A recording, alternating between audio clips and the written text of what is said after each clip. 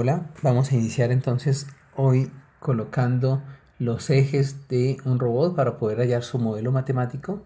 Empezamos entonces con recordar lo que hemos leído en el libro, que un grado de libertad hace referencia normalmente a un motor, a una articulación, y un grado de libertad pues nos muestra cada uno de los movimientos independientes que puede realizar el robot.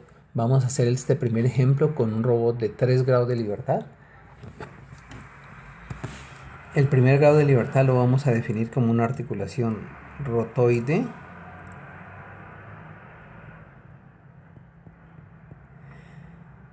Después el segundo grado de libertad lo definiremos como una articulación prismática.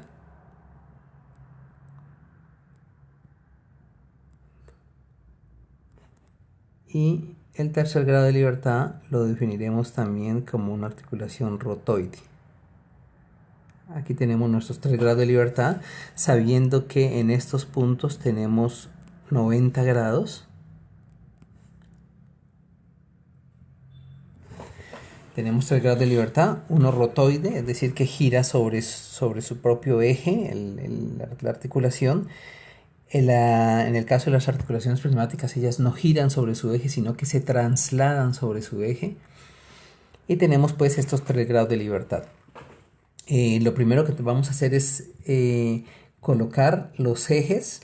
Trabajamos siempre con los ejes Z y el eje X, con la definición que está en el libro.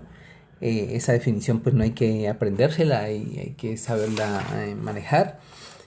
Y el eje Y pues es el que queda resultante de la colocación del X y el Z, pero el eje Y no nos sirve para nada, es decir que pues lo vamos a ignorar. Primero que todo, entonces coloquemos los ejes Z de cada una de las articulaciones. Tengo 3 articulaciones. El eje Z de la primera articulación sería este de aquí. Como es la primera articulación, le llamo el eje Z1. Y observen y tengan pendientes que ese eje Z1 es infinito, es decir, que va hacia arriba o viene de abajo todos los centímetros, metros, kilómetros que ustedes quieran. No nos centremos solamente al segmento que yo he dibujado o que ustedes van a dibujar. Después vendrá el eje Z2, que sería de la articulación prismática, el eje a partir del cual se traslada esa articulación prismática. Entonces aquí tendríamos, por ejemplo, el eje Z2. Miren que también el eje Z2 va hacia la izquierda, todo lo que queramos, ¿no? O sea, yo lo puedo prolongar hacia la izquierda los kilómetros que yo quiera. Ese sería el eje Z2. Y el eje Z3, pues es el que está ahí dibujado con la flechita. No vayamos a confundirnos, yo siempre coloco la flecha donde estaría el final del robot, donde iría conectado el órgano terminal. Una pinza, un inyector de pintura, un soldador, etcétera. Pero no necesariamente pues la flecha indica que el eje sale, puede también entrar. Esto nos lleva a la notación de que cada uno de estos ejes, se observen que yo le he colocado una flecha. El eje Z1 yo lo he colocado hacia arriba, pero pude haberlo colocado también hacia abajo. El eje Z2 yo lo coloqué a la derecha, pude haberlo colocado también hacia la izquierda. Y el eje Z3 yo lo coloqué saliendo de la pantalla, pude haberlo colocado también entrando. La única convención que hay que tener en cuenta es que si un eje X o Z yo lo coloqué hacia arriba, todos los demás ejes que vengan a continuación, se llamen X o se llamen Z, tienen que ir hacia arriba. Si un eje lo coloqué a la derecha, todos los demás tienen que ir hacia la derecha. Ojo, no se confundan, si ustedes colocan un eje a la derecha y otro después que lo hayan podido colocar a la derecha, lo colocan a la izquierda, pues ahí van a tener un error. Bueno, tenemos ya nuestros ejes Z, vamos a colocar el eje X. Entonces, si ustedes leen en el libro, en la página 35, pues dice que los ejes XJ son perpendicular común a los ejes ZJ y ZJ más 1. ¿Esto qué significa? Vamos a colocar el eje X1. Entonces, X1, según la definición, reemplazamos J por 1 en la definición del libro. Entonces, X1 sería perpendicular común a Z1 y a Z2 y que los toque. Entonces, observen que la única manera donde hay un contacto entre Z1 y Z2 sería en este punto que estoy colocando aquí. Entonces el único punto posible sería ese, donde Z1 y Z2 se cruzan y se tocan. Entonces X1 debe ser perpendicular a los dos y que los toque. Entonces X1 debería venir aquí. ¿Cómo lo coloco? Hacia adentro, lo único que yo puedo hacer es elegir el sentido de la flecha, hacia adentro o hacia afuera.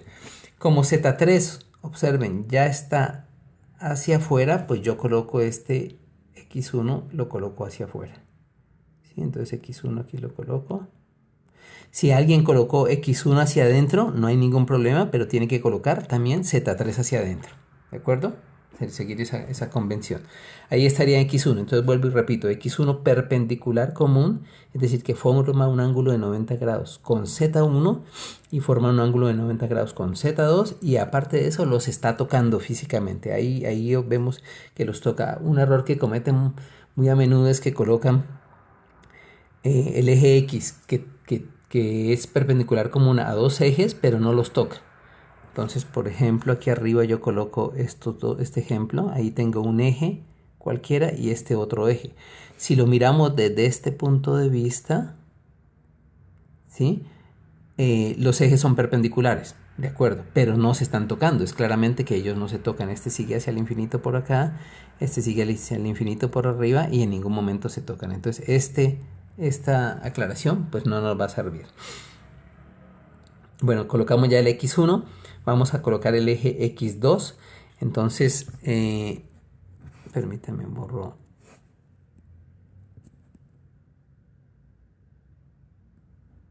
Voy a borrar esto de aquí. ¿Qué les estaba contando? Entonces, vamos a colocar ahora el eje X2. X2 según la definición que nos da el libro, X2 es perpendicular común a Z2 y a Z3 y que los toque. ¿Dónde se tocan Z2 y Z3? En este punto de aquí. Entonces, X2 es perpendicular común a Z2 y a Z3. La única opción es colocarlo aquí.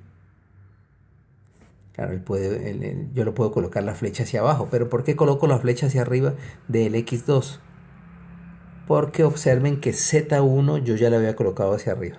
Entonces, si algo ya coloqué hacia arriba, mejor dicho, todos en la cama, todos en el suelo, o todos hacia arriba, o todos hacia abajo, todos hacia la derecha, o todos hacia la izquierda, o todos entrando, todos saliendo. Ahí me quedó entonces X2. Y viene X3. X3 pues sería perpendicular como una Z3 y Z4. Como ya no existe Z4, como no existe Z4, entonces X3 tiene que ser perpendicular a Z3. Y otra de las cosas que vamos a tener en cuenta es que mientras yo pueda hacerlo, tengo que agrupar los ejes. Entonces X3, observen que ahí está, es perpendicular a Z3. Lo pego al mismo X2 y así me ahorro tener otros ejes. Yo había podido colocar X3, por ejemplo, había podido colocarlo aquí. Aquí X3 es perpendicular a Z3, ¿sí? X3 si lo dejo ahí es perpendicular, forma 90 grados con Z3, pero estoy desaprovechando el X2 que ya lo coloqué arriba, entonces les recomiendo no hacer eso, ¿sí? Tiene que siempre, tiene que ser perpendicular común y aparte de eso, aprovechar un eje que ya se haya colocado, en este caso pues el eje X3. Bueno, perdón, aquí se me borró.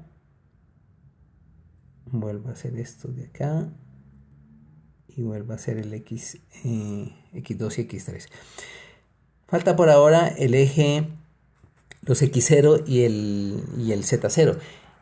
Z0 es el eje perpendicular a la Tierra, es decir que aquí tengo yo la Tierra del robot. Yo puedo colocar aquí un X0, pero como les acabo de decir, en lo posible voy a tratar de reagrupar los ejes. Por lo tanto, este Z0 que acabo de colocar, pues tengo que reagrupar, ahorrar ejes, y lo voy a colocar entonces el Z0 en el mismo sentido, que sea paralelo al mismo Z1.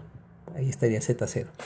Y X0 pues tiene que ser perpendicular común a Z0 y Z1. Lo puedo colocar en muchas partes, pero observen que me sirve la referenciación que había colocado yo para el X1. Por lo tanto, X0 lo pego al X1 y Z0 lo pego al Z1. Ahí estaría entonces la colocación básica de los ejes, y esto es importante porque si no coloco bien los ejes, la tabla de parámetros geométricos que haré a continuación me va a quedar mal, y de ahí todo pues se me va a ir mal hacia adelante. Entonces esta sería la primera parte. En una segunda video miraremos cómo colocar cómo sacar la tabla de parámetros geométricos.